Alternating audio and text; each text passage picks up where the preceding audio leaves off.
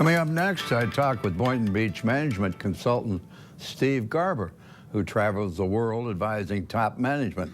And in an interview taped earlier, I asked Steve how his company worked. It's all about getting people to deliver a result together. When people work better together, then they get a better result, they enjoy it more, and the bottom line is improved. What I believe very strongly is that the quality of our lives, at work and at home, is dictated by the quality of our relationships. We get good relationships, we're happy to go to work.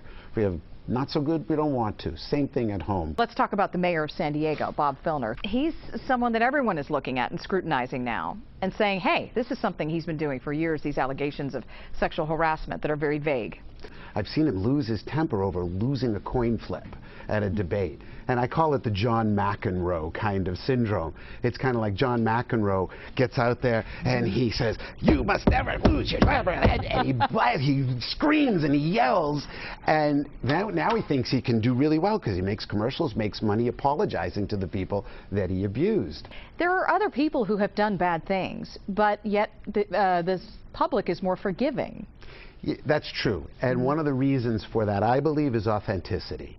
If you watch Paula Deen now, if you watch the mayor now, you don't get real remorse or humility or an understanding that something's changed inside them.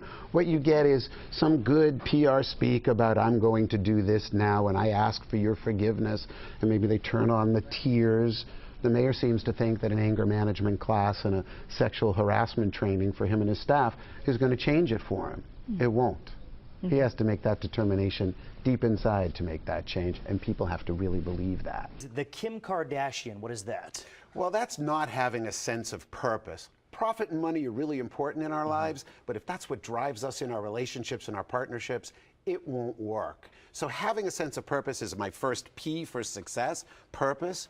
And the second one, this one's interesting too, the Titanic. Explain that as being a problem. Well, the Titanic is about having a plan. If we don't have if we fail to plan, we'll plan to fail. You got to give people a roadmap. The Lindsay Lohan, what is that? Well, the Lindsay Lohan is about not holding your boundaries. You got to have your boundaries. This woman, exactly. This woman has been absolutely told what to do and not to do. She still goes out and does whatever she pleases anyways. And when we do that at work, when we have agreements about how we're going to work together and we overstep those boundaries, people get confused, they get frustrated, there's resentment, and then chaos ensues. So it's really important to understand the process. What are you doing? What am I doing? And to hold on to those boundaries. So those are the 4 Ps. Have a sense of purpose.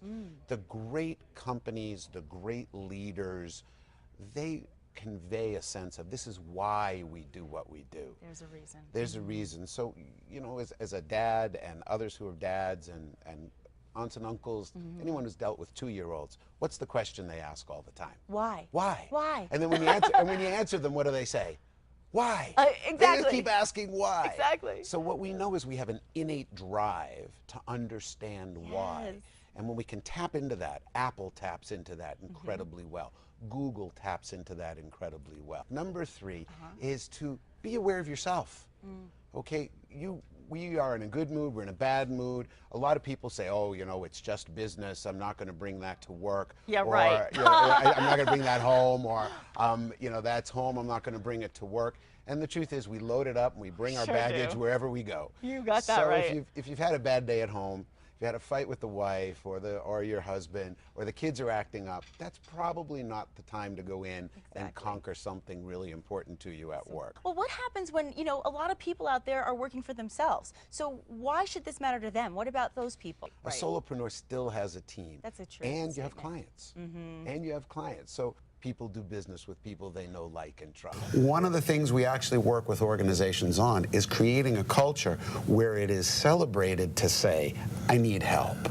Because otherwise, people don't get the issues on the table, and there's all that wisdom throughout their organization that doesn't know there's an issue that they may be able to bring to solving that problem. Well, do you also have the company aware that there's fiefdoms, that people are very protective about their own little turf? Absolutely. We have turf wars within the same company. Absolutely. It's, we talk about it more, the terminology I'll use is silos, people operating with the view of their part of the business only, and thinking that what's good for them is what's good for the business, and wanting to build their own brand of that silo.